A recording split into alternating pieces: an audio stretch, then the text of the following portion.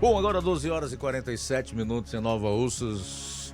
Ontem, muita gente ficou surpresa com um dos veículos do consórcio.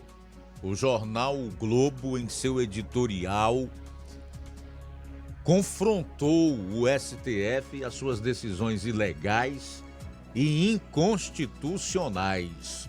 Sei que para muita gente ficou aquele ponto de interrogação. Para outros, uma constatação que nem por isso deixa de ser de espanto. Quem diria? O Globo confrontando o STF. Eu quero até trazer alguns trechos desse editorial do jornal O Globo de ontem em relação ao STF. Na verdade, um alerta para a politização do tribunal, que o jornal entende que é um risco para a nossa democracia. Faz muito tempo que a gente vem dizendo isso aqui, né, Inácio? Muito tempo que eu venho batendo nisso aqui. Mas eis o que diz o editorial do jornal O Globo sobre a nossa Suprema Corte. Abro aspas. A Corte, que deveria manter-se equidistante e alheia às paixões, parece a cada dia mais contaminada pelo noticiário, como se devesse prestar contas à opinião pública, não à lei ou à Constituição. O ministro Luiz Roberto Barroso deu até prazo para o governo tomar providências nas buscas do indigenista e do jornalista desaparecidos na Amazônia, como se isso tivesse algum poder de acelerá-las ou algum cabimento. O ministro Edson Fachin, presidente do TSE, se esforça para desvencilhar-se da desavença insólita que ele próprio alimentou com os militares e em torno das urnas eletrônicas. E o ministro Gilmar Mendes teve nesta semana de reafirmar o óbvio, dizendo que o Supremo não é partido de oposição ao governo. Não é mesmo, nem jamais deveria ser. A impressão que tem transmitido, contudo, é a oposta. Não é de hoje que o STF invade competências de outros poderes. Tenho a impressão de que, qualitativamente, o STF brasileiro, ao lado dos tribunais constitucionais colombiano e sul-africano, está entre os mais ativistas do mundo, diz o jurista Gustavo Binembogim. Mesmo que, na maioria dos casos, o Supremo mantenha seu papel de tribunal constitucional e última instância do judiciário, nos poucos em que arroga missão que o extrapola, dá argumento aos bolsonaristas e aos que promovem campanhas infames e despiciendas contra a corte. Nas palavras de um constitucionalista, conflito entre poderes sempre vai existir, mas é difícil achar racionalidade em certas decisões. Para citar exemplos, nem é preciso recorrer a casos rumorosos em que o tribunal assumiu papel nitidamente político, como os inquéritos das fake news e dos atos antidemocráticos, a prisão do deputado Daniel Silveira do PTB do Rio de Janeiro ou os esforços por disciplinar as redes sociais.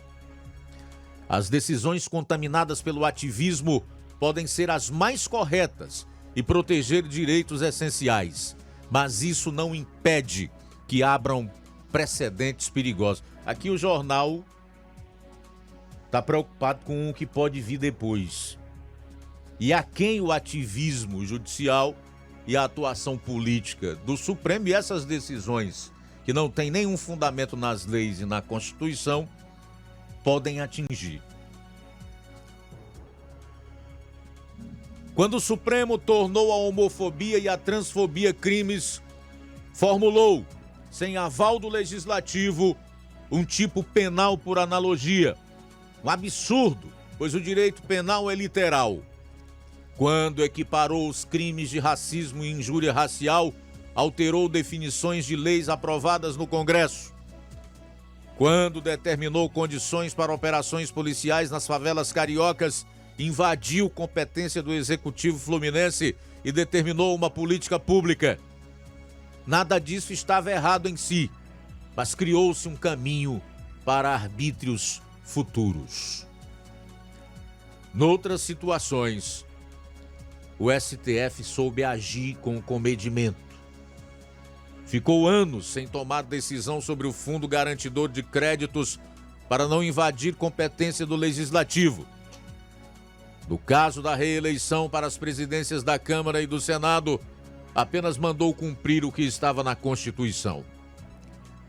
Casos assim mostram que os ministros têm plena noção da atitude exigida de juízes que concentram tanto poder. Precisam ter a sabedoria de mantê-la.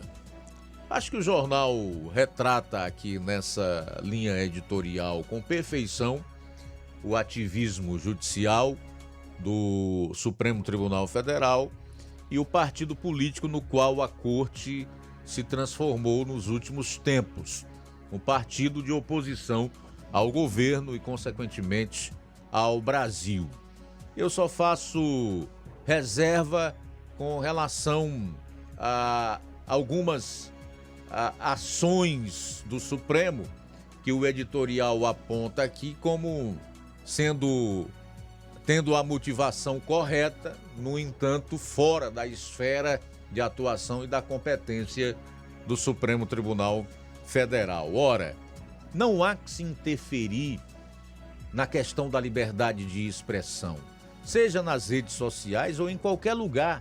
Numa democracia, quem filtra isso, ou quem é responsável por punir aqueles que não zelam pela sua atividade, que não têm apreço pelos fatos e pela verdade, é o próprio leitor, ouvinte, telespectador.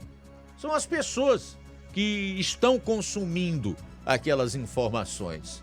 Esse papel de censor, de filtrar ou de vigiar o que as pessoas estão falando, especialmente em redes sociais, não cabe ao Supremo nem a nenhum outro poder. Tão somente ao próprio povo, ao próprio cidadão.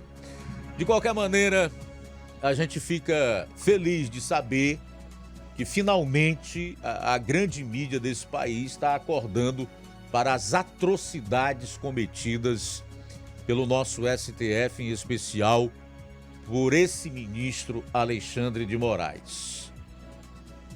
De uma maneira bem popular e para todo mundo entender, a ficha começa a cair. Eles entendem que amanhã também podem ser vítimas do arbítrio com os precedentes abertos por essas decisões aí.